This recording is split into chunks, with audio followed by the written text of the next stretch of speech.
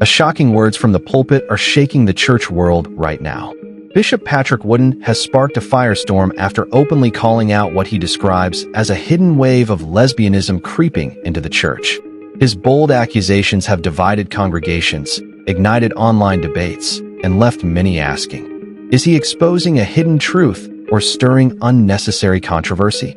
Stay tuned, because what we uncovered about this story will leave you questioning everything you thought you knew about what's happening inside the church today. The church has always been a place where truth, tradition, and morality collide with culture. But every so often, a voice rises from the pulpit that cuts through the noise and refuses to back down. Recently, that voice was Bishop Patrick Wooden, who didn't just preach about sin in general. He specifically called out what he described as lesbianism hiding in the church. His words sent shock waves through congregations across social media and into Christian and secular media alike. Now the question is simple. Why did his comments stir so much controversy? Is this an isolated moment of fiery preaching? Or does it reflect a deeper tension that's been brewing inside churches for years? And perhaps most importantly, how are pastors, members, and even critics responding to a message that many say is both bold and divisive? In this video, we're going to break it all down. First, we'll look at exactly what Bishop Wooden said and the context surrounding his remarks. Then, we'll dive into the reactions, both the support and the backlash, and explore how his comments fit into the broader conversation about sexuality, faith, and culture in the church. Along the way, we'll uncover patterns that suggest this isn't just about one sermon, but about a growing struggle within the modern church itself. You won't believe some of the responses we found. And by the end of this video, you'll see why this story matters far beyond one pulpit. Because this isn't just about controversy. It's about the battle for the soul of the church in the 21st century. To understand the storm that's now raging, we have to go back to the pulpit where it all began. Bishop Patrick Wooden, a longtime preacher known for his fiery delivery and unapologetic style, stood before his congregation and delivered a message that has since spread far beyond the walls of his church. In his sermon, Bishop Wooden didn't mince words. He directly addressed what he called a growing problem of lesbianism hiding in the church. According to him, this wasn't just a cultural issue outside the walls of Christianity. It was something that had crept inside, disguised, and ignored by leaders who were too afraid to speak against it. He accused some in leadership of turning a blind eye and others of deliberately downplaying sin for the sake of popularity, attendance, or cultural acceptance. Those in attendance recall the intensity of his tone. He spoke with conviction, warning that silence on issues of sexuality would weaken the moral authority of the church. He argued that the church cannot be a place where truth is softened, especially when it comes to sin that undermines God's design for family, marriage, and holiness. What made this sermon stand out was not just the subject matter. It was the way he framed it. He didn't speak vaguely. He used the word hiding, painting a picture of something secretive, something quietly growing beneath the surface. This choice of words struck a nerve. To supporters, it sounded like a much-needed wake-up call. To critics, it felt like an attack, an unfair accusation that paints an entire community with a broad brush. But context is key here. Bishop Wooden is not new to controversy. Over the years, he has built a reputation as a preacher who is willing to go against the grain.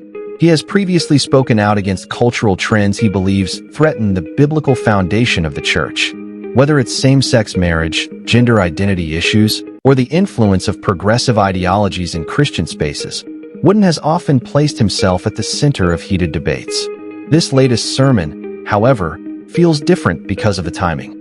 It comes at a moment when conversations about LGBTQ+ inclusion in churches are at an all-time high. Across denominations, pastors and congregations are wrestling with questions about doctrine, compassion, and cultural relevance. For some, Wooden's words were the confirmation they had been waiting for, a leader willing to speak boldly where others remained silent. For others, it was the spark that reignited old wounds, painting the church as a place of exclusion rather than grace. The context is also shaped by the fact that Bishop Wooden is not a fringe figure. His influence extends beyond his congregation. Clips of his sermons spread rapidly across social media platforms, reaching audiences who had never heard of him before. That digital amplification magnified the weight of his words, transforming one sermon into a national talking point. But here's where it gets even more interesting. While the sermon itself was direct, what happened next, how people responded, revealed just how divided the church and culture are on this issue. Some praised him as a prophet crying out in a time of moral confusion. Others condemned him as a divisive voice, adding to the pain of an already marginalized community. And that tension is exactly what we need to explore next, because the reactions to Bishop Wooden's sermon tell us far more than the sermon itself. They revealed the fault lines running through the modern church. The moment Bishop Wooden's sermon hit social media, the responses came flooding in. Within hours, clips of his fiery words were circulating across Facebook, TikTok, and Twitter, sparking fierce debates. Some users praised him as the last of a dying breed of preachers bold enough to speak the truth without compromise. Others blasted him, accusing him of spreading hate and fueling division in a church already struggling with generational and cultural shifts. Let's start with the supporters. For many in Wooden's corner, this sermon was exactly what they believe the church has been lacking: bold, uncompromising leadership. They argue that too many pastors have watered down the gospel in order to keep their pews full. According to this group, Bishop Wooden is a rare voice of courage, standing against what they see as a cultural takeover of the church. Supporters took to social media with hashtags like #TruthFromThePulpit and #StandBoldly, applauding his willingness to confront what others only whisper about. Some even went further, framing his sermon as a prophetic warning. They claim the church is at a crossroads.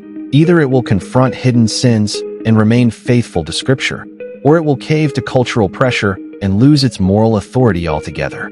To them, Bishop Wooden's words weren't just about one issue. They were about the survival of the church as a whole. But then came the critics, and their voices were just as loud. For many, his sermon was seen as inflammatory and deeply harmful. LGBTQ+ Christians in particular felt targeted, describing the message as demeaning and dismissive of their faith journeys. Advocacy groups accused Wooden of fanning the flames of prejudice and reinforcing negative stereotypes that have historically pushed queer individuals out of the church. One critic wrote online, "Calling people out from the pulpit is not bold, it's reckless. The church should be a place of healing, not hostility." And here's where the cultural backdrop plays a massive role. Over the past decade, Western society has seen a massive shift in attitudes toward LGBTQ+ identities. What was once taboo is now mainstream. Representation in media has skyrocketed. Laws have changed. Public opinion polls show overwhelming support for LGBTQ+ rights among younger generations. In many ways, culture has moved faster than the church, creating a generational gap that church leaders are struggling to bridge. This cultural shift pressures the church in two ways. First, it challenges the church's credibility in the eyes of the world.